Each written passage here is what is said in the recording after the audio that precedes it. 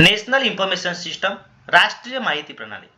National information system એટલે એક દેશની અંદર વિવિધ લાઇબ્રેરી, ઇન્ફોર્મેશન સેન્ટર અને ડોક્યુમેન્ટેશન સેન્ટરને જોડીને સંકલિત માહિતી પ્રણાલી બનાવવી. તેનો હેતુ છે દેશના સંશોધન, શિક્ષણ, ટેકનોલોજી અને વિકાસને ટેકો આપવો. ભારતમાં એનઆઈએસ માટે વિવિધ ક્ષેત્રમાં અલગ અલગ પ્રણાલીઓ ઊભી કરવામાં આવી છે. સરળ શબ્દોમાં જોઈએ તો નેશનલ ઇન્ફોર્મેશન સિસ્ટમ એટલે કે દેશવ્યાપી માહિતી સેવાઓ અને સંસાધનોનું એકીકરણ.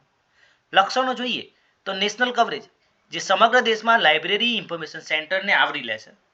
સબ્જેક્ટ સ્પેસિફિક, તો ઘણીવાર ચોક્કસ વિષય માટે અલગ પ્રણાલી, જેમ કે નિશાટ, જે સાયન્સ એન્ડ ટેકનોલોજી માટે છે. સ્ટાન્ડર્ડાઇઝેશન, માર્ક, આરડીએ, આઈએસઓ જેવી માપદંડ પદ્ધતિઓનો ઉપયોગ કરવામાં આવે છે. Resource sharing, books, journal, database, documents દેશભરમાં શેર કરવા. કોઓર્ડિનેશન, કેન્દ્ર સરકાર એજન્સી દ્વારા સંચાલિત.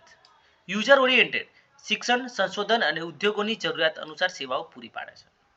હેતુઓ જોઈએ તો રિસોર્સ શેરિંગ, જે દેશની તમામ લાઇબ્રેરી વચ્ચે માહિતીની વહેંચણી કરે છે. અવોઇડ ડુપ્લિકેશન, તો સંશોધનમાં એક જ કાર્ય ફરી ન થાય તે માટે.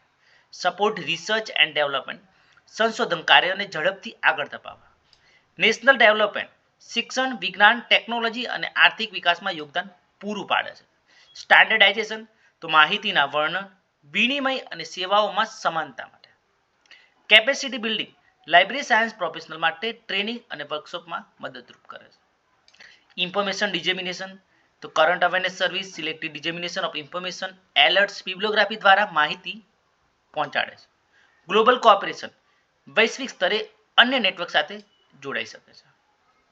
ભારતમાં રાષ્ટ્રીય માહિતી પ્રણાલીઓ જોઈએ તો નિશાત એટલે કે national information system for science and technology, જેની સ્થાપના થઈ છે 1977 department of scientific and industrial research દ્વારા, જેનો મુખ્ય હેતુ છે સાયન્સ અને ટેકનોલોજી ક્ષેત્રે રિસોર્સ શેર કરવું.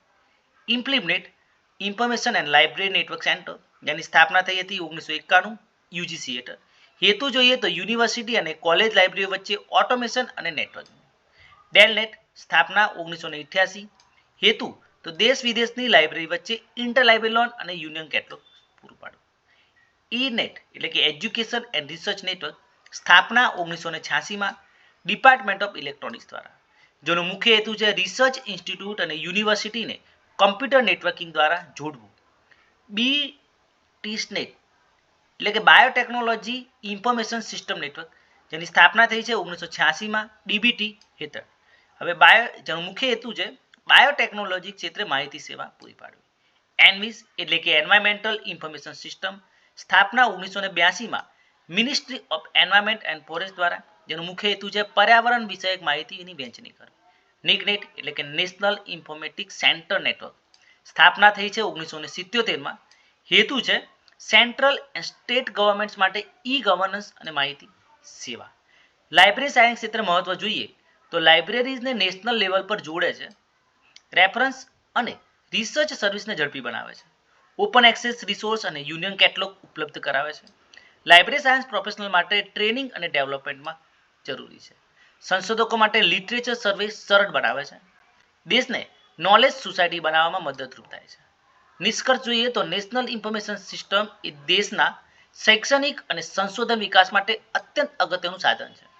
ભારતમાં નિશાત, ઇમ્પ્લિમેન્ટ, ડેલનેટ, ઇનેટ, ઇનવિસ, નિકનેટ જેવી પ્રણાલીઓએ લાઇબ્રેરી સાયન્સ ક્ષેત્ર માટે યોગદાન પૂરું પાડ્યું છે.